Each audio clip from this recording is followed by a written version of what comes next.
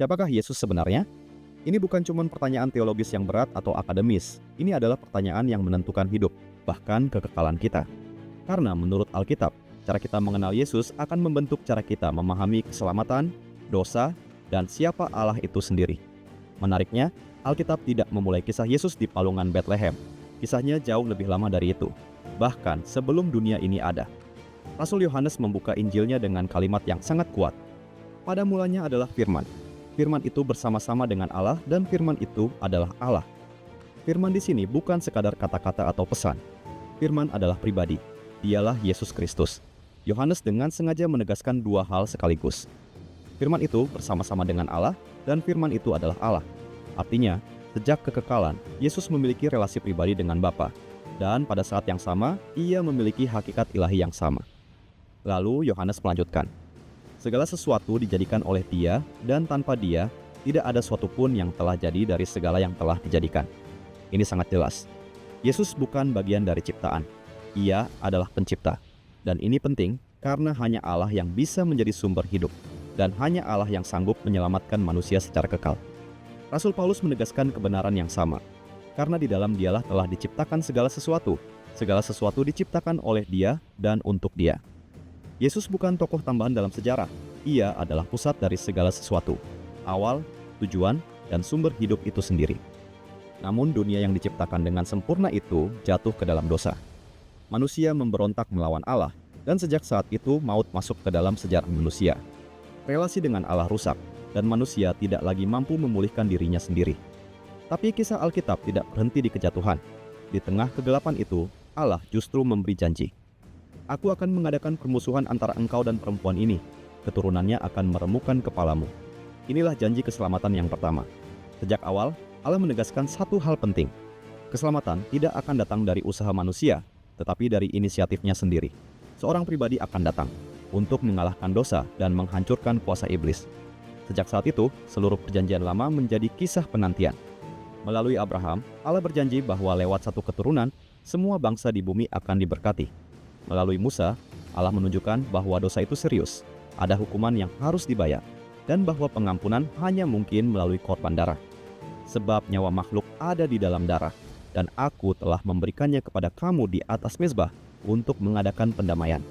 Namun ada satu masalah besar, korban-korban ini harus terus diulang karena tidak pernah benar-benar menghapus dosa. Sebab tidak mungkin darah lembu jantan atau darah domba jantan menghapuskan dosa. Semua korban ini hanyalah bayangan. Bayangan yang menunjuk ke satu korban sejati, korban yang sempurna, yang suatu hari benar-benar akan datang. Para nabi mulai berbicara semakin jelas tentang pribadi yang dijanjikan ini.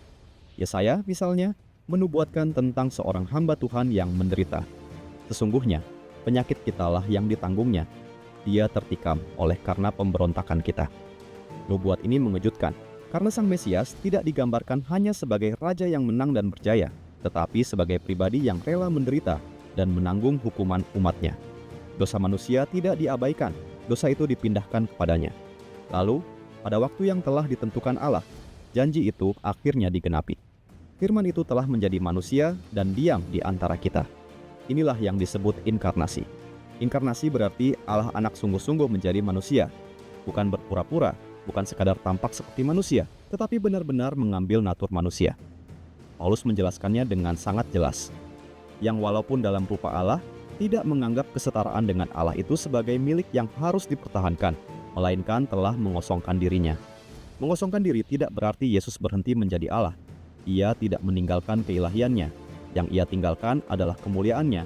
Ia merendahkan diri, masuk ke dalam keterbatasan manusia. Karena itu, Yesus memiliki dua natur sekaligus, ilahi dan manusia. Ia sepenuhnya Allah, dan pada saat yang sama sepenuhnya manusia.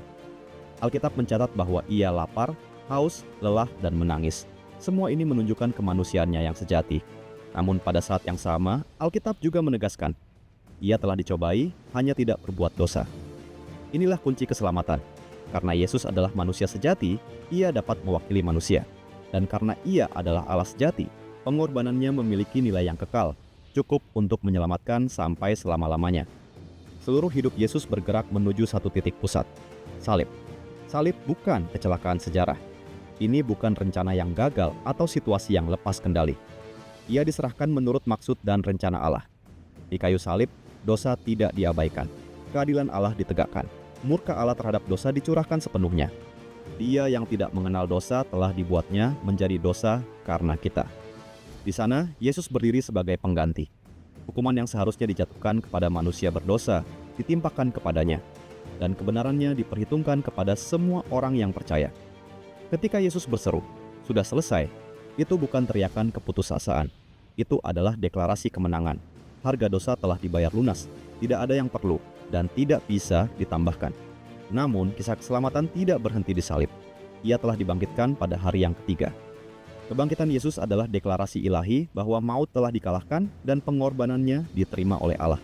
Paulus bahkan berkata dengan sangat tegas, "Jika Kristus tidak dibangkitkan, sia-sialah imanmu." Hari ini, Yesus tidak berada di dalam kubur. Ia hidup dan memerintah. Kepadaku telah diberikan segala kuasa di sorga dan di bumi. Ia bukan hanya juru selamat pribadi, ia adalah Tuhan atas seluruh ciptaan. Akhirnya, Alkitab menutup dengan satu panggilan yang sangat jelas, tanpa alternatif lain. Dan keselamatan tidak ada di dalam siapapun juga selain di dalam Dia. Keselamatan bukan hasil usaha manusia, bukan karena kita cukup baik, cukup religius, atau cukup layak. Sebab karena kasih karunia kamu diselamatkan oleh iman, itu bukan hasil usahamu.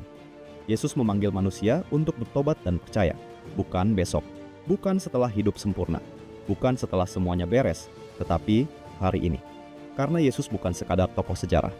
Ia bukan hanya cerita masa lalu, Ia adalah Tuhan yang hidup, dan hanya di dalam Dia ada hidup yang kekal.